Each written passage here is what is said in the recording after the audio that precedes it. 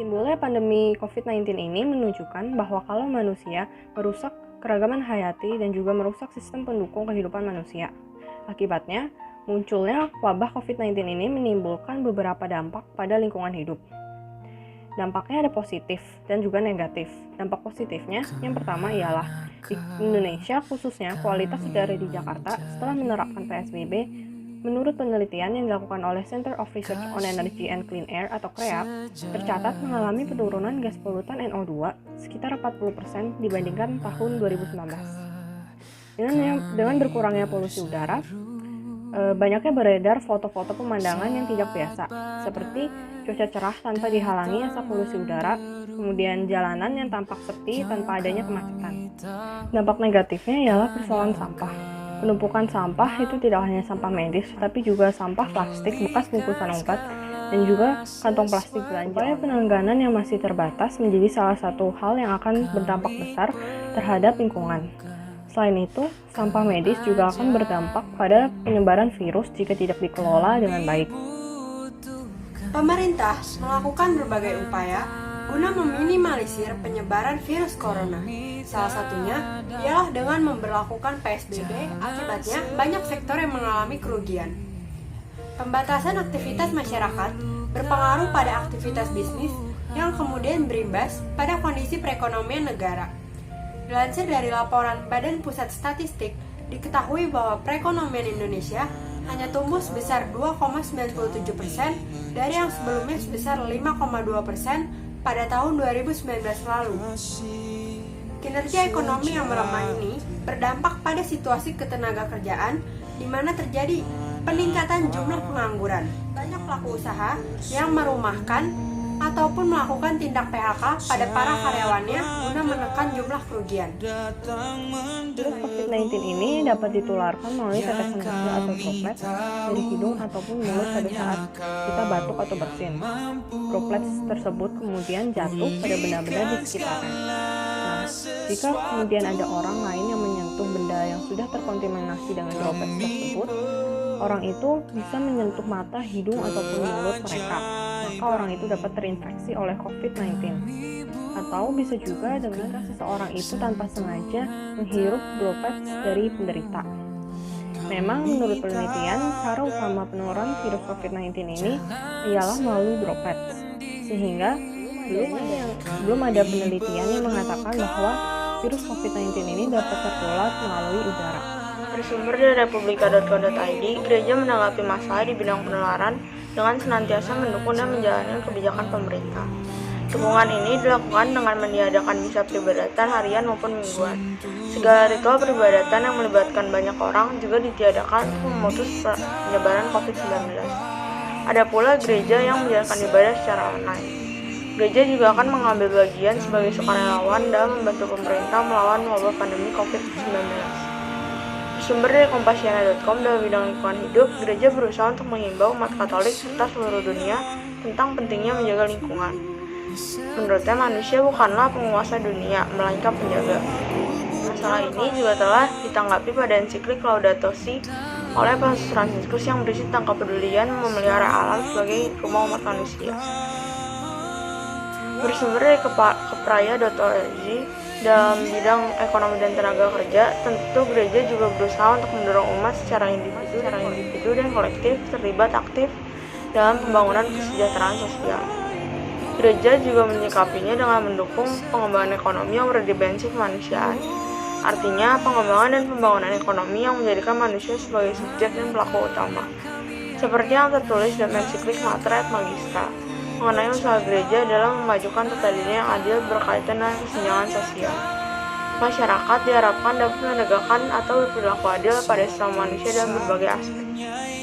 Tanggapan saya mengenai wabah virus COVID-19 ini terhadap lingkungan hidup ialah perlu adanya kebijakan strategis dari pemerintah dan masyarakat untuk memilih opsi yang lebih ramah lingkungan dalam menghadapi permasalahan lingkungan di masa pandemi COVID-19 ini.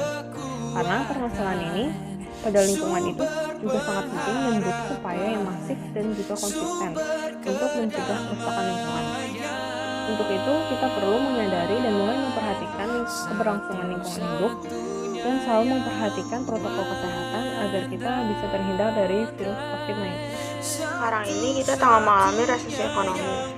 Jadi daripada mengurus atau memperhatikan bidang yang tidak terlalu langsung berkaitan dengan COVID-19, lebih baik perhatian difokuskan pada bidang yang sangat terdampak pandemi ini. Adanya pandemi ini juga berdampak pada ekonomi masyarakat. Banyak orang yang mengalami pemutusan hubungan kerja atau pemotongan gaji. Sebaiknya pemerintah memberi bantuan kepada orang yang terkena PHK dan UMKM untuk meningkatkan kegiatan ekonomi di tengah masyarakat. Kami sebagai pelajar terhadap masalah penularan diantaranya, angka orang yang terjangkit virus ini tidak kian menurun, karena masih banyak orang yang melanggar imbauan pemerintah untuk tetap diam di rumah. Virus ini tidak akan seketika menghilang bila kita masih berkeliaran di luar rumah tanpa mengikuti protokol kesehatan. Hal ini justru memperpanjang rantai penularan virus COVID-19. Sebaiknya kita mengikuti imbauan pemerintah untuk melakukan PSBB, physical dan social distancing, serta mengikuti protokol-protokol kesehatan. Masalah penularan yang pertama adalah melakukan PSBB, physical dan social distancing, serta isolasi diri, guna memutus rantai penularan virus COVID-19 ini. Yang kedua, sering mencuci tangan dengan sabun atau menggunakan hand sanitizer. Hal ini dilakukan untuk menjaga kebersihan diri dari virus. Dan yang terakhir adalah menggunakan masker. Masalah lingkungan hidup yang pertama adalah kurangi penggunaan plastik. Dengan melakukan aktivitas di rumah, diharapkan penggunaan plastik dapat berkurang. Yang kedua, budayakan bersepeda dan berjalan kaki. Di masa pandemik ini, banyak orang-orang yang memilih bersepeda sebagai kegiatan olahraganya.